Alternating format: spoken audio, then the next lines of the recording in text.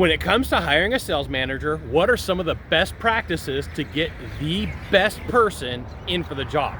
This is an important question. I'm Sylvan Bell. I'm coming to you live from the North Shore of Oahu. I am at Sharks Cove on a perfect day to talk about sales and a perfect day to talk about business. Now, here's the thing. At some point, you may be inside of an organization, or you may be an organization and you're looking around and you're saying, I need to hire a sales manager. What do I need to know? How do I make this happen? So the first thing is you should look at your sales team. You're like, no, Scott, I want to look for a sales manager. Yep, I gotcha. But the first thing you should do is you should look at your sales team and figure out what type of sales team do you want. Because ultimately, that manager is going to be a reflection upon the sales team, and they're either going to help them or they're going to hurt them.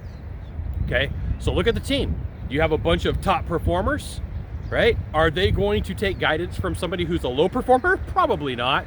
If you have a bunch of low performers, you're probably going to need some sort of manager that is a high performer or that has a lot of skills of dealing with people to bring them up.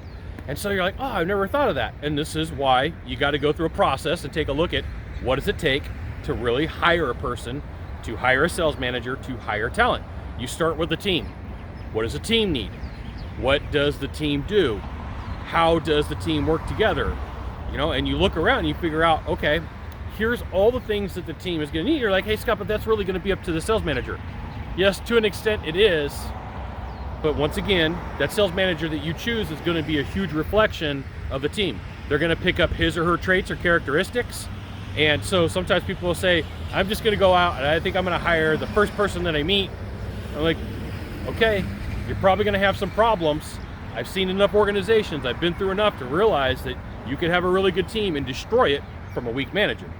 You could have a weak team and improve it from a good manager. It just means that you're going to have to take some time, some energy, some effort, and look at the talents out there. But first, you have to look at the team. And what type of person is really going to need to be there for them to help. And it's going to take some work and energy on your part.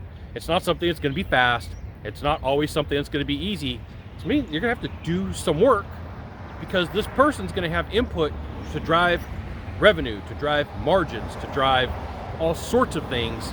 And once that person leaves, there's all sorts of ramifications too. So let's say you pick somebody who's not a good fit.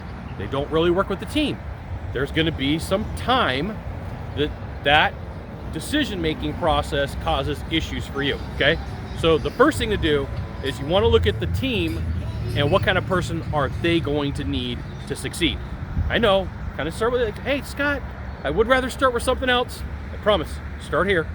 Start here, look at the team, and look at the leadership that they're going to need to make them better.